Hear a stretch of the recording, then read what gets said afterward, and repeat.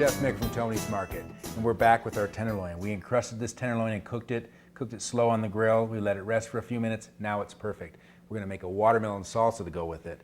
I'm going to start with, obviously we need watermelon. I've got a Rocky Ford watermelon here. These are the best. Really nice and heavy for its weight, and when you tap it like this, it feels like it's going to pop open. It feels it's going to burst. That's the sound and feeling you're looking for, like it's going to burst. So it's very heavy for its size. This is a great watermelon.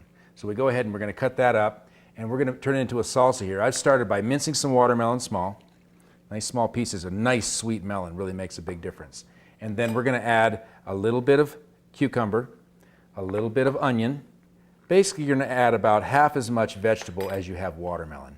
A little bit of jalapeno, and I've got some mint and some cilantro. I like a little heavier on the mint than the cilantro.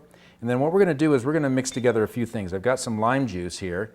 Fresh lime juice is always better if you can possibly do it. I'm going to mix that with a little bit of salt, and I like to use the sea salt, better flavor from the sea salt, and then a little agave syrup. I'm mixing these together so I give the salt a chance to dissolve. And so we need to stir this just for a second. Okay. Now that's going to spoon over the top. I'm going to do this to taste. We'll toss these together. I'm just making a tiny batch here. We've got a full-size batch on the website that serves us about 6. Okay, all chopped up. We're ready to go. So I've got a plate with some nice fresh spinach on here, or it could be greens or salad of any sort. And then I'm going to spoon over the top this watermelon salsa. Ideally, you should taste it, get the sweetness just the way you like, the salt just the way you like. Beautiful. And then we're going to top this off with the steak. And ideally, the steak should rest a few minutes before you go to serve it. And then we're going to slice it. Slice on a bias if you can.